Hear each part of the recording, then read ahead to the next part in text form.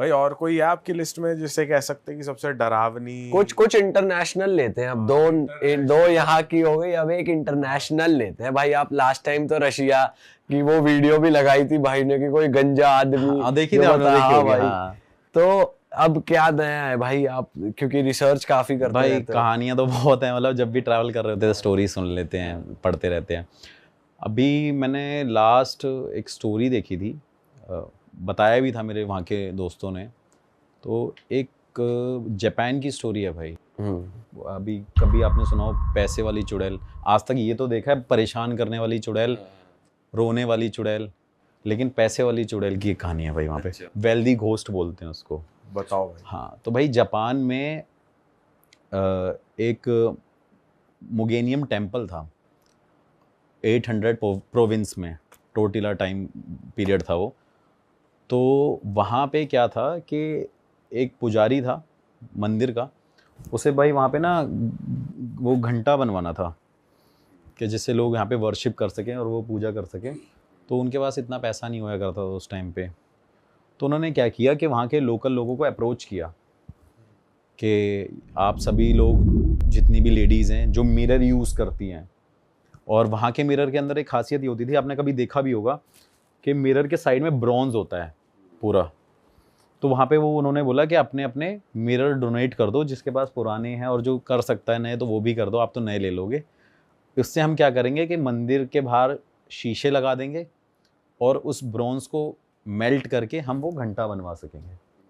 तो वहाँ पे एक लेडी होया करती थी भाई, मुगेन केन करके वो लेडी थी। उस लेडी ने भी अपना मिरर डोनेट कर दिया। डोनेट करने के बाद भाई उसने क्या किया,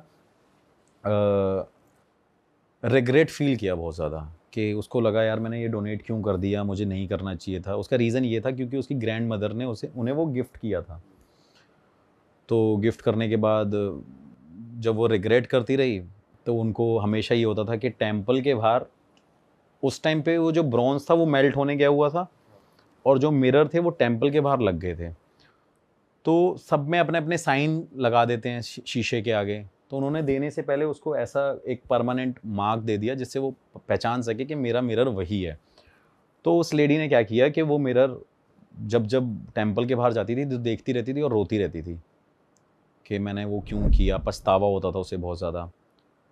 तो जापान में भाई एक एक्ट, एक रिलीजियन एक्ट कह सकते हैं आप, कि अगर आप रिलीजियसली कुछ चीज़ डोनेट कर रहे हो दिल से तो वो आपकी वर्क करेगी, नहीं कर रहे तो नहीं करेगी।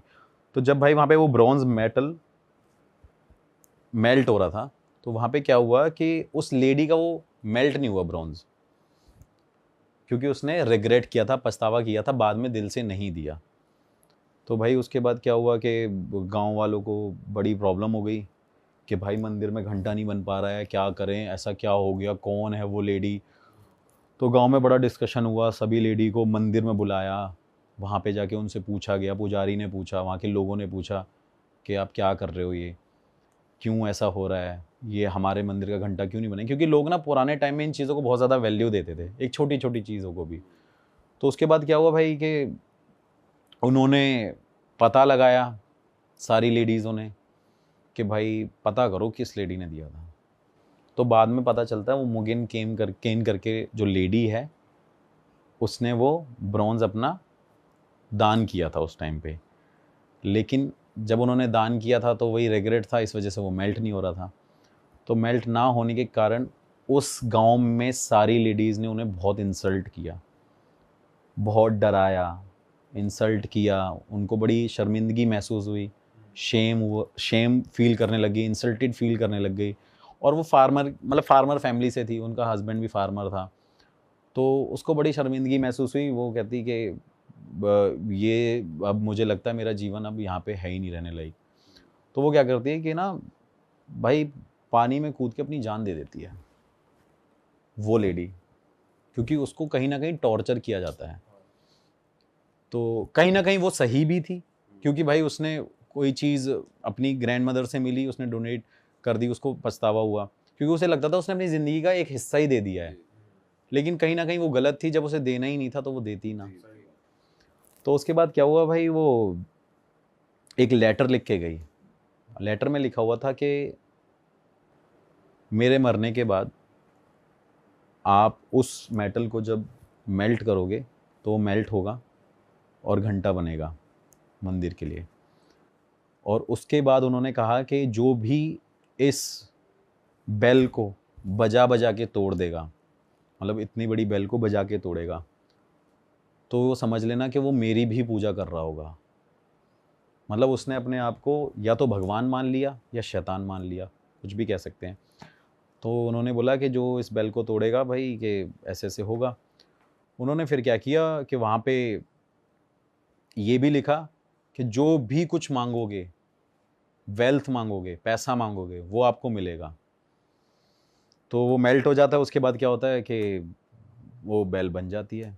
बेल बनने के बाद भाई जब वो मंदिर में लगाते हैं तो सबको खबर फैल जाती है कि भाई ये बेल लग गई है, और ऐसा कहा गया है कि वो मुगेन केन केन करके कह के गई है कि जो भी इसे तोड़ेगा अमीर हो जाएगा, जो मांगेगा वो उसे मिलेगा।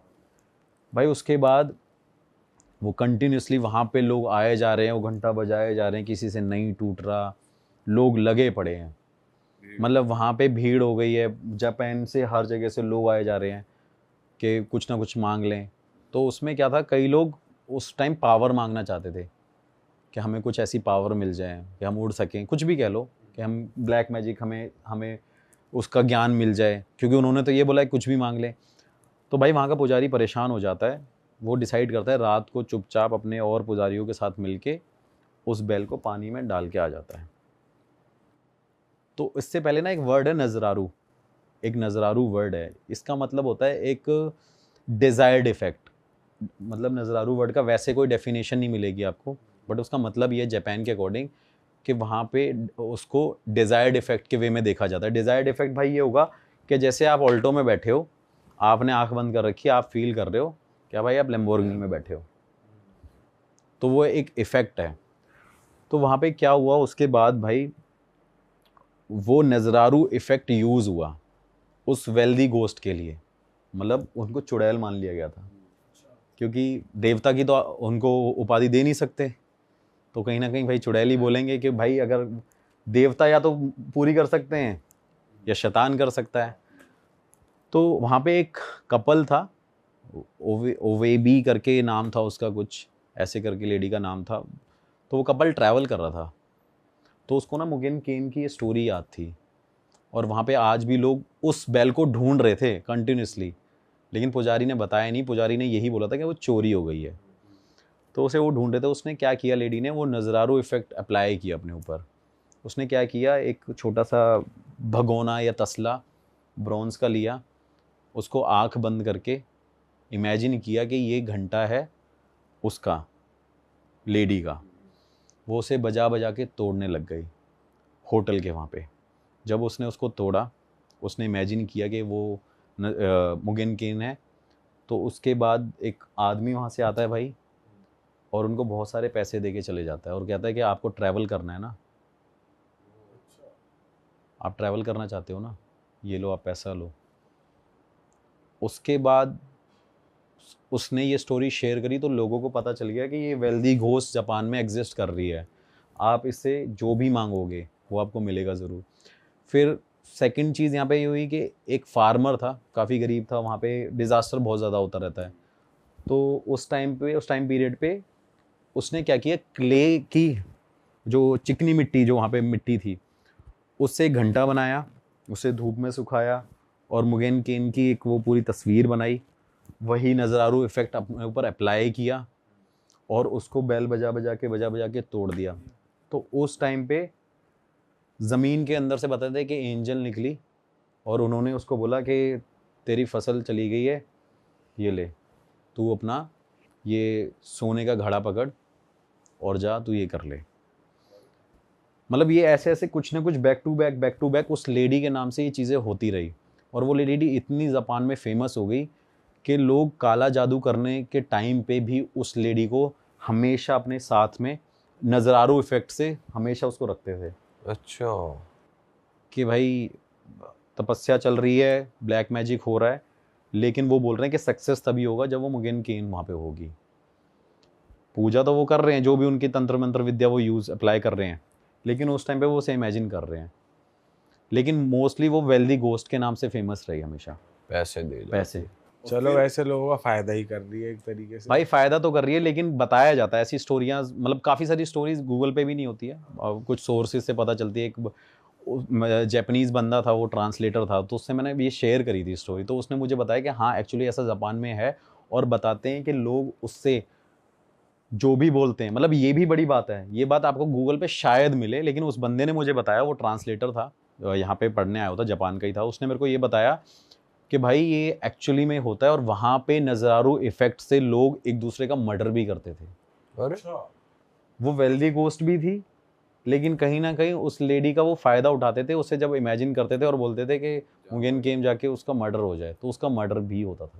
तो ये डिजायर्ड इफेक्ट कोई भी काम कर लेता था इसके साथ, मतलब कोई अगर सोच रहा है बैठ के। हाँ भाई, मतलब हाँ ये है एक आपने ओम शांति ओम मूवी देखी है ना, कि उसमें ये डिजायर्ड इफेक्ट अप्लाई कैसे होता है कि कोई भी आप चीज़ शिद्दत से पाओ तो उसे कायनात मिलाने की यूनिवर्स पूरी हेल्प करता है। तो वहाँ पे एक कंडीशन थी कि अगर आप वो शिद्दत से कर रहे हो तो आप कुछ भी कर सकते हो। तो उसके बाद कई लोगों को भाई पकड़ा भी गया, जैसे लोग रात रात को नजरारू इफेक्ट करते थे या कुछ करते थे, किसी को इन्फॉर्मेशन होती थी तो उसे जेल पहुंचा देते थे भाई। और कि भाई, और एक्चुअली में ऐसा हो रहा था। अब आप उसे कहो पैसे वाली चुड़ैल कह लो या मर्डर करने वाली चुड़ैल कह लो, लेकिन बड़ी वो फेमस हुई वेल्दी गोस्ट नाम से। आज भी है उसका, कहते हैं भाई लोग आज भी मतलब करते हैं, जैसे अब वो आप कह लो एक हिडन चीज़ हो गई है, लेकिन कईयों को सिर्फ इतना पता है कि उसने आज तक पैसा ही दिया है, लेकिन उसकी सेकंड वो भी चीज़ है। जैसे इल्यूमिनाटी की हम बात कर लेते हैं तो कहते हैं उसकी एक एजेंसीज है, ये है वो है, तो लोग बताते हैं वो नजरारू इफेक्ट अप्लाई करते हैं आज भी, और वहाँ पे ऐसी चीज़ें होती हैं। अलग ही किस्सा है, मतलब पूरी दुनिया में कुछ ना कुछ हो ही रहा भाई है। हर, हाँ छोटे छोटे गांव में अलग एक किस्सा है, जापान में एक ऐसे, तो ये जापान की बड़ी फेमस स्टोरी रही है उस टाइम पे 800 प्रोविंस एक आप ग्रीक हिस्ट्री की भी स्टोरी लेकर आए हो आज, वो भी बताओ भाई, इतनी इंटरेस्टिंग बातें चली रही है तो। भाई ग्रीक मैथोलॉजी तो बहुत बड़ी है वैसे, उसमें तो इतनी कहानियां हैं कि मतलब, और ऑल्दो वो रिलेटेड है पूरा, जैसे इंडिया से भी हाँ रिलेटेड, मतलब पूरा रिलेट ही करता है कहीं, जो उनके गॉड्स हैं। हाँ वहाँ के सेम गॉड्स हैं, मतलब ऐसे ही बताते हैं। तो वहाँ पे भाई एक चीज़ है, मतलब हमारे यहाँ जैसे कि आप कह लो कि डेथ होती है, तो हम हमेशा, हमारे बड़े बूढ़े लोग नहीं बोलते कि भाई क्या लेके आए थे क्या लेके जाओगे, हाँ। तो हम कहते हैं भाई क्या लेके जाओगे, सब धन यहीं का यहीं रह जाता है। लेकिन ग्रीक मैथोलॉजी के अकॉर्डिंग वहाँ पे चीज़ अपोजिट है कि भाई अगर लेके धन आए हो तो लेके जाना पड़ेगा, और लेके नहीं जाओगे तो मुक्ति नहीं मिलेगी। यहाँ क्या होता है कि किसी की डेथ हो जाती है भाई, वो यमदूत आते हैं उठा के ले जाते हैं, मतलब जो बताया जाता है, जो कहानियों में है कि यमदूत आते हैं ले जाते हैं, और वहाँ पे सीधा यमराज उनको पनिश करते हैं, उनको बता देते हैं भाई तुम्हारी ये सजा है, तुम्हें ये बनना है, तुम्हें ये बनना है। लेकिन वहाँ पे ऐसा नहीं होया करता था भाई। वहाँ क्या सीन है भाई? वहाँ पे क्या है कि भाई जब किसी के घर में डेथ होती है, वहाँ पे डेथ होने के बाद वहाँ पे जब उसे कॉफिन में रखा जाता है, तो वहाँ पे उस डेड बॉडी की आँखों पे या मुंह के अंदर, जीभ के नीचे, वहाँ पे कॉइन रखे जाते हैं, ओबल बोलते हैं उसे, ओवल कॉइन, उसको रखा जाता है। उसका कारण है भाई, उसका कारण ये है कि वो एक टोल टैक्स की तरह है, वो एक फास्ट टैग की तरह आप कह सकते हो, मतलब वो गेटवे है, मरने के बाद का फास्ट टैग, वो मरने के बाद का फास्ट टैग कह लो भाई उसको, कि वहाँ अगर वो नहीं है तो आपको मुक्ति नहीं मिलेगी। कई लोग भूल भी जाते थे रखना, कई लोग रख देते थे। तो एक सिक्का रखना होता है या पूरा मुंह ही भर दो सिक्कों से? नहीं भाई, मतलब ये है कि फास्ट टैग है तो 200 रुपए 300 रुपए का। गुल्लक बन गया मुंह। मतलब भाई एकदम बेसिक रहता है जो उसमें पड़ा रहना चाहिए, वो एक तो बेसिक हो गया। 2 आंखों के ऊपर, 2 बाकी आपके ऊपर है कि भाई आप चाहे 100 डाल दो। लेकिन इंडिया में भी कहीं ना कहीं मिलता जुलता है, बट उसका रीजन कई लोगों को नहीं पता। लोगों ने देखा हो डेड बॉडी, जैसे कई बार किसी की डेथ होती है तो उसकी जो सबसे ज्यादा क्लोज चीज होती है वो हम हमेशा उसकी डेड बॉडी के साथ रख देते हैं। कई लोग गोल्ड रख देते हैं, कई लोग कपड़े रख देते हैं, लेकिन लॉजिक किसी को नहीं पता। मतलब मुझे ऐसा लगता है, लोग बोलते हैं ये इसकी बड़ी क्लोज चीज़ थी, ये इसके दिल के बहुत करीब थी, या इसी की चीज़ है, इसी के साथ चले जाए। लेकिन क्या होता है कि जलने के बाद यहाँ पे तो वो उठा लेते हैं, उसका कोई यूज़ नहीं है। लेकिन वहाँ पे ऐसा नहीं होता है। वहाँ पे क्या है भाई, वो जो फास्ट टैग बन जाता है, उसके बाद क्या होता है, वो हेल्प करता है फास्टैग एक रिवर क्रॉस करने के लिए। रिवर का नाम है स्टिक्स, एक स्टिक्स रिवर है और एक्रोन रिवर बोलते हैं उसको। वो भाई रिवर क्रॉस करनी पड़ती है। वहाँ पे जब सोल बताते हैं कि जब उसे दफना दिया जाता है, जब उनका वो सारा कुछ हो जाता है, तो उसके बाद जो आत्मा वहाँ पे जाती है, तो वहाँ पे उसे मिलता है एक फेरीमैन बोलते हैं उसे, बोटमैन बोलते हैं उसे, वो वहाँ पे उसे मिलता है। वो क्या करता है, उसका नाम होता है कैरोन। वो काफ़ी बताते हैं, मतलब ग्रीक मैथोलॉजी में बताते हैं कि काफ़ी क्रूप होता है, वो बहुत डरावना होता है, बड़े बड़े बाल होते हैं उसके, सर पे टोपी होती है, वो बोट लेके खड़ा रहता है हमेशा एक किनारे पे। तो जब वो आत्मा जाती है तो वो सिक्के उसको हैंडओवर करते हैं। हाँ, अगर आप उसे सिक्के हैंडओवर करोगे तो वो रिवर क्रॉस कराएगा और वहाँ पे हेडीज के पास ले जाएगा, जो वहाँ का देवता है, जो जज करेगा, डिसाइड करेगा कि भाई अब आपको आगे क्या जीवन मिलेगा, आफ्टर लाइफ आपका अब क्या है। लेकिन क्या है, कई लोग नहीं भी ले जा पाते, कई लोग भूल भी जाते हैं, जैसे होता ही है यूजुअली। यहाँ पे भी हम कुछ चीज़ भूल जाते हैं, वहाँ पे भी रिचुअल्स में कुछ ना कुछ वो कमी कर देते थे। और जो सिक्के नहीं ले जा पाता था, उसकी सोल को भाई उस किनारे पे 100 साल भटकना होता था। उसके बाद वो कैरोन उनको लेके जाता था। 100 साल भटकेगी 100 साल वो आत्मा भटकेगी भाई। मतलब बड़ा एक अलग रिचुअल है वहाँ का। आप कह लो कि यार मरने के बाद भी इंसान के ऊपर एक रिस्पॉन्सिबिलिटी डाल दी है कि सिक्के लेके कि भाई सिक्के लेके जाना। अब वो तो मर गया भाई, फैमिली वालों को पता ही नहीं है ये करना है। कई लोग होते हैं, हम जैसे यंग जनरेशन है, आज किसी की डेथ हो जाए हमें नहीं पता कि हमें क्या रिचुअल करने हैं, हमारे पास जब तक बड़े बूढ़े लोग नहीं होंगे। हाँ। तो वहाँ पे क्या है कि कई लोग नहीं ले जा पाते थे भाई। किसी जिंदा आदमी की गलती से एक मरे आदमी को क्या क्या भुगतना वहाँ पड़ता था, वो इमेजिन करो। अगर वो सिक्के रख दे तो उसे भटकना ना पड़े। तो क्या था, कैरोन हमेशा वहाँ पे वो रिवर क्रॉस करके हेडीज के पास ले जाता था, वो वहाँ का देवता था। तो बताते हैं कि वो वहाँ पे जो बोलता था वो कैरोन को करना पड़ता था, और कैरोन के हाथ में रिस्पॉन्सिबिलिटी थी। तो इसके अंदर एक इंटरेस्टिंग स्टोरी ये भी है कि भाई वहाँ पे ना एक बंदा था, वो अपनी प्रेमिका से मिलने गया, उसकी प्रेमिका वहाँ पे चली गई थी हेडीज के पास। तो वो जीवित इंसान उस टाइम पे कैरोन के पास जाके उसे अपनी गानों की आवाज़ में बहला फुसला के, उसको पिघला के अपनी प्रेमिका से मिलने जाता है भाई। मतलब वैसे तो आत्मा ही जाती है, लेकिन वो जिंदा इंसान वहाँ पे गया था अपनी प्रेमिका से मिलने, उसकी आत्मा से मिलने, ऐसा बताया जाता है। मतलब इम्प्रेस कर दिया अपने गाने वाने हाँ, से। और कैरोन एक ऐसा आदमी था कि आपके पास कॉइन नहीं है तो 100 साल तक भैया यहीं रहो। ये तोड़े ले काट लिया भाई ने। और उसके बाद हेडीज ने उसे सजा दी कैरोन को कि ये यहाँ पे एंटर कैसे कर गया। तो इसकी सजा अब तुझे ये है कि तू भी 1 साल तक, अब ये रिस्पॉन्सिबिलिटी तेरे हाथ में ही नहीं है, अब छोड़ दे तू। अब तू 1 साल बाद इस बोट को चलाइयो, फिर मेरे पास लाइयो आत्माओं को। तो ये सोचो कि उस टाइम पीरियड में साल में जितनी डेथ हुई होंगी, उस वो आत्मा कहाँ होंगी। या तो वो उस किनारे पे रही होंगी, या फिर वो फ्रीली चली गई, ऐसा भी हो सकता है। नहीं भाई, उसका रूल मतलब कुछ ना कुछ तो रेस्ट्रिक्शंस होती है ना हर चीज की। या कोई और द्वारपाल लगा दिया होगा। मैं वही कंफ्यूजन है कि भाई उस टाइम पे कोई और होगा वहां पे, क्योंकि उसे बोला कि 1 साल बाद तू आई हो। लेकिन एक चीज होती है ना कि अब एक कैमरा मैन है तो कैमरा मैन को ही पता है कैमरा कैसे हैंडल करना है। हाँ। मैं जाके नहीं कर सकता, तो वो रिस्पॉन्सिबिलिटी उसी के ऊपर थी।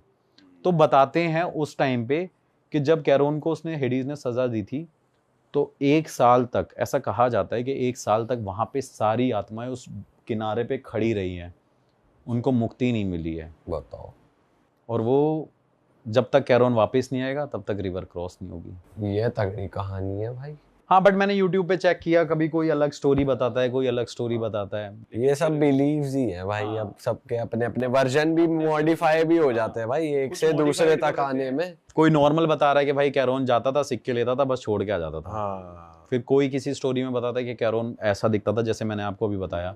तो फिर मैंने भाई काफ़ी इन्फॉर्मेशन कलेक्ट करी। एक लेखक थे, ऑथर थे, उनके साथ में बैठा था, उनसे डिस्कस कर रहा था, उन्होंने मुझे ये कहानी बताई, यही वाली जो ये ग्रीक मैथोलॉजी भाई है। एक जीवित आदमी का भी वहां तक जाना एक हाइपोथेटिकल, हाँ, वो भी ये भी एक बस कहना ही। हाँ, लेकिन आप ये सोचो कि कई बार यहाँ पे भी ऐसी मिस्टेक हुई है कि जिंदा इंसान भी उड़ जाता है। ऊपर चले जाता है, फिर बाद में रियलाइज होता है भाई इसकी तो गलती ही नहीं अभी थी। एक इंस्टाग्राम पे वीडियो देख रहे थे हम कल परसों की, बंदा चिता से उठ गया, उसका हाँ, कुर्ता हाँ, वुर्ता जला हुआ है। चिता से उठ रहा है, अच्छा आसपास वाले कुछ वो भी नहीं कर रहे ना, फटाफट आके बचा रहे या कुछ करो, आराम से खड़े देख रहे क्या हो रहा है ये। भाई डर ही जाएगा इंसान यार, ऐसी चीज हो रही होगी, क्योंकि उसका टाइम पीरियड नहीं आया था ना मरने का। कई बार ऐसा था वो गलती चित्रगुप्त जो बताते हैं, हाँ। तो हो सकता है वहां पे कुछ मिस्टेक होगी, हो प्रिंटिंग मिस्टेक होगी ऊपर, गलत नाम लिख दिया। हाँ ऐसा हुआ है, तभी तो वो एक मूवी भी बनी थी। हमारे पॉडकास्ट पे ही एक भाई आए थे, वो अपना एक्सपीरियंस बता रहे, कह रहे मैं रात को सो रहा था, ठीक है, और मेरे को ऐसा लगा कि मेरे दिल में किसी ने उंगली डाली है, मतलब उंगली गई है किसी की, और कुछ पुल आउट कर रहे हैं, और मैं बस मंत्र जाप वगैरह कर रहा हूँ, और फिर वो एकदम हट गई। और सुबह पता चला कि साइड वाले घर में सेम नाम के बंदे की डेथ हो गई। तो वो कह रहे कि वो ऐसा हो गया, मुझे ऐसा लग रहा था वो मेरे को गलती से ले जाने आ रहे थे, जब मैं मंत्र जाप कर रहा था तो पता चला कि मतलब उन्हें रियलाइज हुआ होगा कि मैं नहीं हूँ, वो है। तो फिर वो उसी टाइम पे ही, रात के जितने बजे भी वो हो रहा था, उसी टाइम उस साइड वाले घर वर में किसी की डेथ हो गई। ये मेरे साथ भी, मेरे एक टीचर हुआ करते थे इंग्लिश के, उनकी मदर के साथ हुआ था। मैं तब उनके यहाँ पढ़ने जाता था, तो बताया था उन्होंने कि उनके घर पे वो सारे रिचुअल्स होना शुरू हो गए थे, उनके अंदर कोई सांस नहीं रह गई थी, 1-2 घंटे तक वो रहा। फिर बाद में वो बता रही थी कि हम वहाँ पे गए, फिर ऐसे डार्क था, कुछ ऐसा था, फिर वापस नीचे आए, फिर बाद में वहाँ पे उसने बोला कि आप गलती से हम आपको लेके आ गए। फिर साथ वाली आंटी को मतलब नाम सेम था, एज वो सब कुछ, डेट ऑफ बर्थ सेम थी, फिर बोले गलती से हम लेने आ गए। तो ऐसी चीज़ें होती हैं भाई। ऊपर भी गलतियां हो तो रही भाई हैं। ऊपर तो सबसे ज़्यादा गलती होती है। मैं आपको रियलिटी, जो ऊपर गलतियाँ हुई है वो गलतियाँ नीचे होती हैं धरती पे। आप कभी ये चीज़, मतलब ये चीज़ें काफ़ी ज़्यादा फिर वो हो जाएंगी कि लोग बोलेंगे भगवान के अगेंस्ट कैसे बोल रहे हो आप।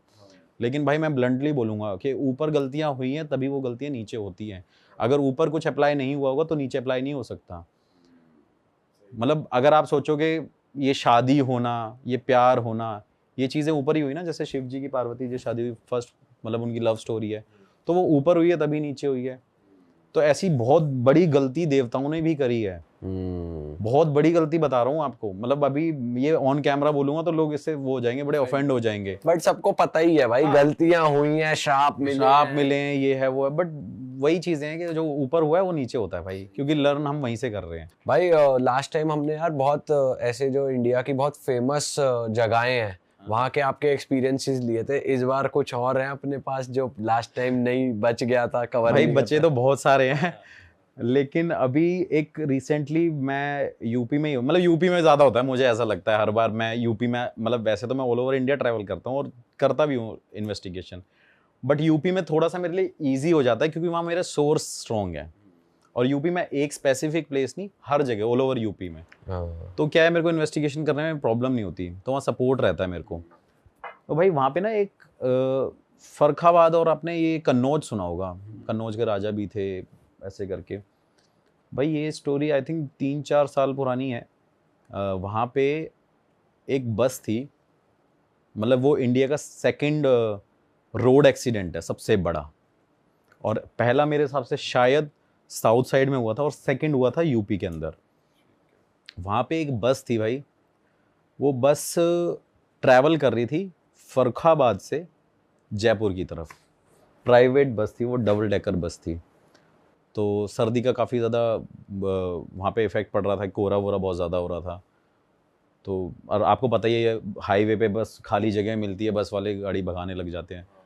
तो भाई वो बस काफ़ी तेज़ चल रही थी, स्पीड में थी, सामने से ट्रक आ रहा था, वो दोनों आपस में टकराए। और ये जगह मैं आपको बताता हूँ, ये एग्जैक्ट एक घुलैया जगह पड़ती है कन्नौज के पास, छिवरामऊ और कन्नौज के पास एक घुलैया एक जगह है, और वहाँ पे काफ़ी ज़्यादा फेमस है वो जगह भी, क्योंकि वहाँ पे एक राजा भी है, वो उसकी वजह से फेमस है, वो भी मैं आपको बताऊँगा आपको आगे। तो वहाँ पे जब वो बस आपस में टकराई भाई, तो बस में आई थिंक 84-85 लोग थे, डबल डेकर बस थी, उसमें फैमिलीज़ थी, न्यूली मैरिड कपल थे, बच्चे थे, बूढ़े थे, हर तरीके के लोग थे। और वो जब उस बस से टकराई तो भाई उस बस में ना आग लग गई, बस में आग लगी, ब्लास्ट हुआ, गांव के 3-4 किलोमीटर तक लोगों पे ऐसा बताया जाता है। और ये तो मेरा खुद कज़न ब्रदर वहीं का ही है, मतलब उसका गांव उसके पास में ही है, 300-400 मीटर दूरी पे उसका गांव है। तो ऐसा बताया जाता है कि वहाँ पे 3-4 किलोमीटर तक वो आवाज़ें आ रही थी, चीखने चिल्लाने की, इतना शोर था और ब्लास्ट की आवाज़ें आ रही थी। तो भाई वो जब बस जली वहाँ पे, तो उस जलने में जितने भी लोग थे भाई वहाँ पे, उसके अंदर भाई जैसे कैंडल नहीं जलती मोम की तरह, वो पिघल रहे थे, पिघल रहे थे। बच्चे खिड़की से लटके हुए थे, उनके सर से ना, मतलब आप समझ लो वो मोम की तरह पिघल रहे हैं। ऐसा कोई इंसान नहीं था गांव का जिन्होंने वहाँ पे बचाने की कोशिश नहीं करी। मेरा कज़न ब्रदर भी इंक्लूडेड था वहाँ पे, उनको बचाने की कोशिश कर रहे थे, लेकिन इतनी आग थी वहाँ पे। और रीज़न क्या था? फॉग था, टकरा गई। जो ट्रक था उसमें राशन का सामान था, उसमें ऑयल था जो रिफाइंड होता ही होता है, तो उसने और ज़्यादा आग पकड़ ली। आपको मैं उसकी स्टोरीज भी शेयर करूँगा, फ़ोटोज़ शेयर करूँगा। तो भाई आप देखना वहाँ पे ना, मतलब वो मोस्टली सारे लोग जल गए। रीज़न क्या था उसमें एग्जिट ना होने का, निकलने का? क्योंकि आपने देखा प्राइवेट बसेस में बैक का जो हिस्सा होता है, वो पीछे वहाँ शीशा विंडो नहीं होता, पूरा कवर्ड होता है वो, है ना, शीट से। और ये वाले जो डोर होते हैं वोल्वो बसेस में, इसमें सारे ऑटोमेटिक होते हैं, वो बटन से ही खुलते हैं। तो वहाँ पे एग्जिट का कोई पॉइंट नहीं था, और डबल डेकर बस तो वैसे ही थी, तो निकल नहीं सकते थे। तो भाई उसमें इतने लोगों की डेथ हो गई। डेथ होने के बाद मोदी जी ने, योगी जी ने, राहुल गांधी जी ने, सब ने ट्वीट भी किया था। और काफ़ी लोग, योगी जी वहाँ पे पहुँचे भी थे, बहुत सारे लोगों ने वहाँ पे ट्वीट किया था आत्मा की शांति के लिए। तो फिर भाई वो मेरे भाई ने मेरे को जगह बताई कि ऐसी ऐसी यहाँ पे कहानी हुई है। ऑल्दो मैंने देखी थी, लेकिन कभी ऐसा सोचा नहीं था मैं वहाँ पे जाऊँगा। भाई मैं वहाँ पे पहुँचा रात को। रात में पहुँचने के बाद मैंने वहाँ के लोगों से इंट्रोडक्शन लिया उनका कि भाई आप यहाँ पे थे, कि आपने क्या यहाँ पे नोटिस किया था? कह रहे लोग ऐसे ऐसे जल रहे थे, ये है वो है। और उसके बाद हम सीधा पॉइंट पे आते हैं कि भाई वहाँ पे वो बस खड़ी रही जहाँ पे वो जली थी, उस हाईवे पे। किसी ने हिम्मत नहीं करी उसको हटाने की। पुलिस वालों ने नहीं बस हटाई, वो लोकल लोगों ने नहीं हटाई, किसी ने नहीं हटाई। जितने भी क्रेन वाले थे वो मना कर रहे थे। नेक्स्ट डे, क्योंकि उस रात में जब वो बस जली, नेक्स्ट डे सुबह वहाँ पे एक्सीडेंट होने लग गए उस रोड पे। कंटिन्यूसली एक्सीडेंट हो रहे हैं। कोई बाइक से गिर के किसी की डेथ हो गई, एक बस वाले की बाइक से टक्कर हुई, उसमें एक कपल था, हस्बैंड वाइफ थे, उनकी डेथ हो गई। तो भाई वो नेक्स्ट डे मॉर्निंग में वो सब होने लग गया वहाँ पे, विद इन 400-500 मीटर के अंदर। तो वहाँ पे ये हो गया कि भाई यहाँ पे ये सब इनकी वजह से हो रहा है। उसके बाद क्या हुआ, किसी ने क्रेन वाले को ज़्यादा पैसे दिए। और आपने कभी भी सुना होगा कि एक्सीडेंट होता है तो वो जो भी वहाँ पे व्हीकल होता है वो पुलिस स्टेशन जाता है, फिर किसी ऐसी जगह लेके वहाँ पे उसको सबमिट कर देते हैं। लेकिन भाई उस क्रेन वाले ने 50,000 रुपये लिए थे उस बस को 250 मीटर रखने पे, और गांव वालों ने मिलके पैसे दिए उसके। पुलिस वाले भी नहीं आए, क्योंकि पुलिस वालों ने मना कर दिया कि हम नहीं हटा पाएंगे। मतलब इतना डर था। फिर मैं गया इन्वेस्टिगेशन करने भाई। मैंने पूछा कि क्या होता है यहाँ पे। वहाँ पे गांव के लोगों ने हवन कराया, पूजा कराई, मिल के मेन रोड को ब्लॉक करके वहाँ पे बहुत बड़ी पूजा कराई थी कि वहाँ पे जितनी भी आत्माएं उनको शांति मिले। लेकिन भाई वहाँ पे कोई भी उस चीज़ से बच नहीं पाया। वहाँ पे कंटिन्यूसली जितने भी लोकल लोग हैं सोते हैं, वहाँ पे चीखने की आवाज़ आती है, चिल्लाने की आवाज़ आती है, रोने की आवाज़ आती है। और लोगों को, जब गांव में लोग होते हैं ना छत पे सोते रहते हैं, तो लोग जो ऊपर सोते थे उनको वो सारे बस में लोग विजुअल्स आते हैं जलते हुए, लटकते हुए, दिखते हुए। और उसके अंदर भाई उन्होंने वहाँ पे जो बस में है पूजा कराई। और उस बस में मैं गया था भाई, मैंने खुद अपने हाथों से हड्डियाँ उठाई हैं। क्या बात कर रहे हो? उसमें इतनी एशेज है ना, इतनी राख है, उस पूरी बस के अंदर हड्डियां अभी तक पड़ी हुई हैं, अभी तक। और वो बस कहाँ पे खड़ी हुई है? बस किसी 250 रैंडम मैदान में? हाँ, रैंडम जगह पे 250 मीटर दूरी पे ही है। तो उसे भाई गवर्नमेंट भी नहीं वो डिस्पोज नहीं भाई, हटाया ही नहीं। इतना डर है, इतना खौफ है उसका। और ये लोगों को, मतलब वहाँ के लोगों को तो बहुत ज़्यादा पता है, बाहर के कुछ लोगों को नहीं पता थी। लेकिन वो लोग स्पेशली उस बस को देखने आते हैं। वो भी मानो कि बहुत दूर से देख के जाते हैं और फोटोज़ क्लिक करते हैं। आज भी वो ट्रेंड बन चुकी है बस वहाँ पे।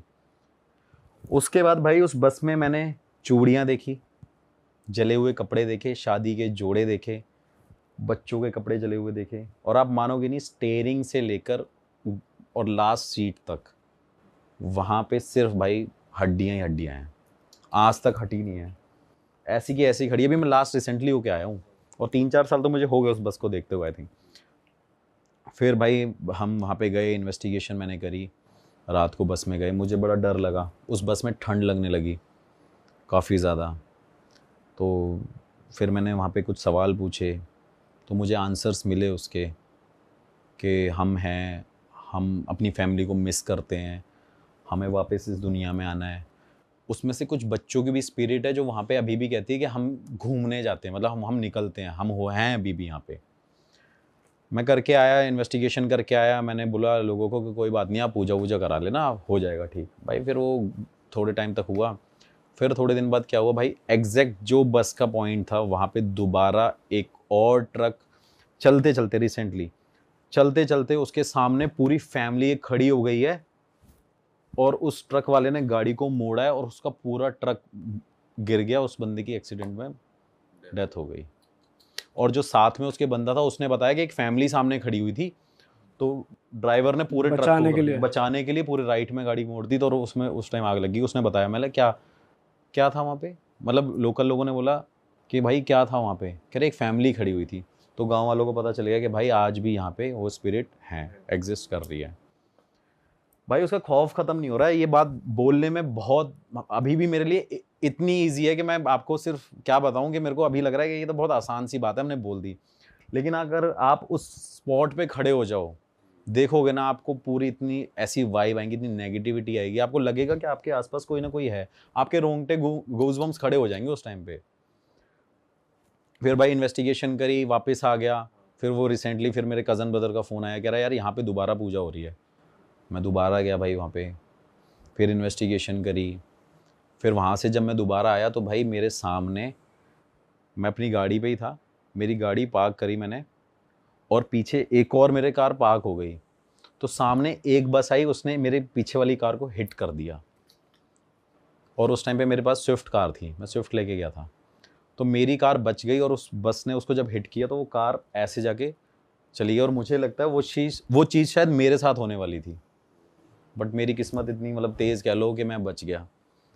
फिर भाई मैं दोबारा वहाँ पे नेक्स्ट डे पूजा वूजा हुई, मैं भी उसका पार्ट हुआ कि चलो यार पूजा हो रही है, हम देखते हैं कि सब कुछ नॉर्मल हो जाएगा। फिर उसके बाद भाई हम अपने अपने घर आ गए। जब मैं वापस आया दिल्ली, तो आप मानोगे नहीं, 3 बार तो मेरे साथ ये हुआ है कि मेरे को 3 बार उस बस के सपने आए हैं। अच्छा। हाँ, कि वो बस में कोई आवाज़ मार रहा है, वो बस जलती हुई मुझे नज़र आ रही है, और उस बस को लोग जो उस टाइम पे बचा रहे हैं, वो वाले विजुअल मेरे सामने आ रहे हैं। मतलब कई टाइम बाद आया है, ऐसा नहीं है कि मैं आज आया नेक्स्ट डे मेरे साथ ये होने लग गया, हफ्ते भर बाद ये चीज़ होने लग गया। हाँ, रैंडम होने लग गया। भाई मैं दोबारा गया इन्वेस्टिगेशन करने कि कोई साथ तो नहीं आ गया, कोई साथ तो नहीं आ गया ये वो। फिर मैं वहीं से बाबा जी से मिलते आया, मेरे से कह रहे क्या करता रहता है, तो उन्होंने हाथ रखा, मैं निकल गया, मैंने इन्वेस्टिगेशन करी। फिर मैं वहाँ पे बोल के आया। फिर जो मैंने इन्वेस्टिगेशन में पूछा कि क्या मैं यहाँ पे पूजा करा सकता हूँ, तो मुझे वहाँ पे रिस्पॉन्ड मिला, क्योंकि वहाँ पे एक्चुअली उनको अभी तक शांति नहीं मिली भाई। फिर दोबारा भी मैं बोल के आया हूँ, वहाँ पे मैंने पूजा करानी है, और अभी तक वहाँ पे ये हो रहा है कि लोगों को डेली कुछ ना कुछ भगते हुए नज़र आ रहा है, कोई ना कोई daily accident, daily 1-2 accident fixed हैं भाई वहाँ पे। पर भाई जब हवन हो जाता है तब तो कहते हैं कि जैसे बड़े बड़े हवन होते हैं तो शांति मिलने लग जाती है, पर यहाँ तो देखो मैं बताता हूँ, अब इससे एक चीज़ कनेक्ट कर लेते हैं हम। अभी जैसे इंडिया का मैच हुआ था लास्ट, तो वाराणसी में हर मंदिरों में भाई हवन और पूजा हो रही थी कि भाई मैच जीत जाए। तो भाई ऐसा नहीं हुआ ना, कुछ ना कुछ या तो कमी रही होगी, या जो ऊपर लिखा हुआ है भगवान ने वही होना है। तो भाई कुछ हवन में कमी रही होगी, या कह लो कि वो जस्टिस नहीं मिल पाया अभी तक। भाई मिला था आपको रिस्पांस वहाँ पे कि हम मुक्त नहीं हुए हैं? हाँ भाई, वो रिस्पॉन्स मिले तभी तो मैं दोबारा वहाँ पे जा रहा हूँ। मेरा पूजा कराने का कारण यही है कि भाई कम से कम वहाँ के लोग अभी बच जाएं और वहाँ पे एक्सीडेंट ना हो। तो भाई वहाँ पे कंटिन्यूसली अभी तक ये चल रहा है। भाई ऐसा कहते हैं ना कि जैसे लास्ट राइट्स परफॉर्म नहीं हुए, पिंडदान नहीं हुआ, किसी को मुक्ति नहीं मिल पाई, किसी की अस्थियाँ नहीं भा पाए ना। सबसे बड़ा रीज़न तो ये भी है कि सबकी एशेज वहाँ पे मिल गई, हड्डियाँ मिल गई, कोई उठाने वाला नहीं है, किसी को यही नहीं पता अब कौन किसकी हड्डियाँ उठाएगा, कौन किसकी राख उठाएगा, यही नहीं पता लोगों को।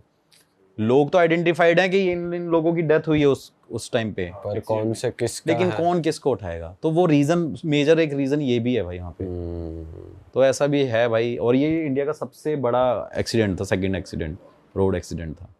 अरे वाह, आपने ये वीडियो यहाँ तक देख ली भाई, तुमने हमारी मेहनत सफल कर दिया। तुम ही लोग हो असली रियल हिट। और अगर आपको बहुत मजा आ रहा है ऐसी क्लिप्स में, ऐसी वीडियोस में, तो फटाफट जाइए प्लेलिस्ट पे, बिंज वॉच कीजिए, सारी वीडियोस देख डालो और मौज काटो। That is it. हम मिलेंगे नए पॉडकास्ट में, नई क्लिप में। Till then bye bye, see you, take care, do subscribe. Best of Real Talk online. Okay, bye bye.